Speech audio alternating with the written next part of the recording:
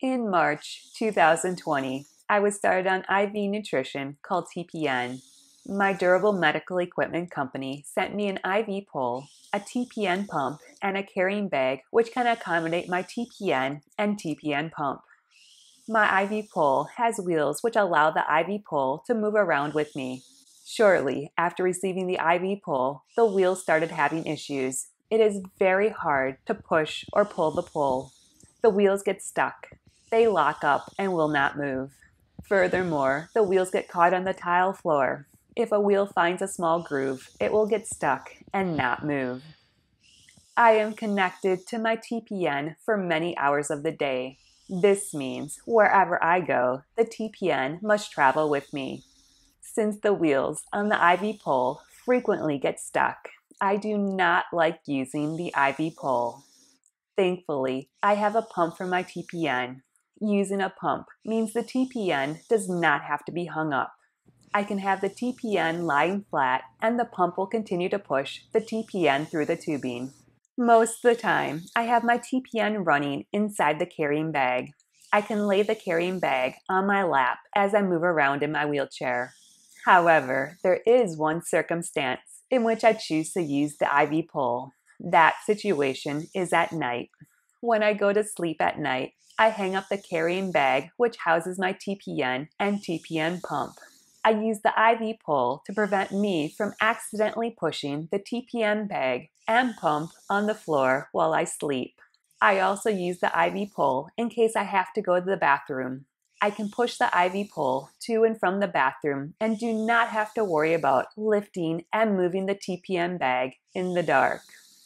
One big issue I have is sometimes it is a huge fight to get the IV pole to and from the bathroom. Since I have a lot of electrical cords from my medical equipment, the wheels always manage to tangle in the cords. Despite these challenges, I often feel it is safer to use the IV pole than try to carry my TPN.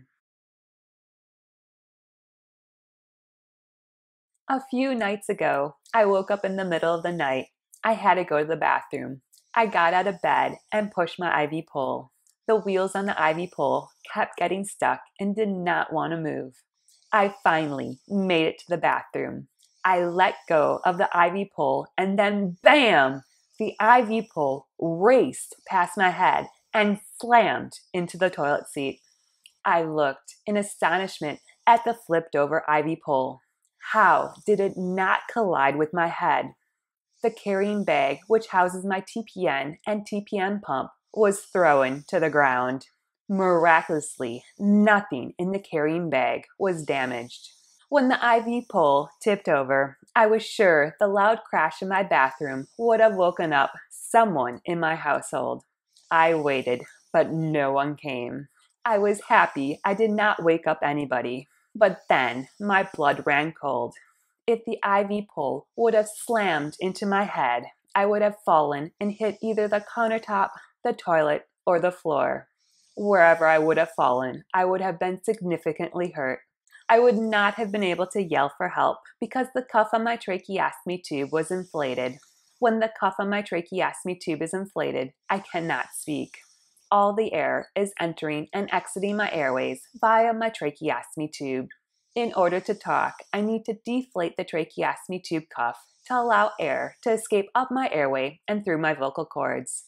To deflate the tracheostomy tube cuff, I need a syringe.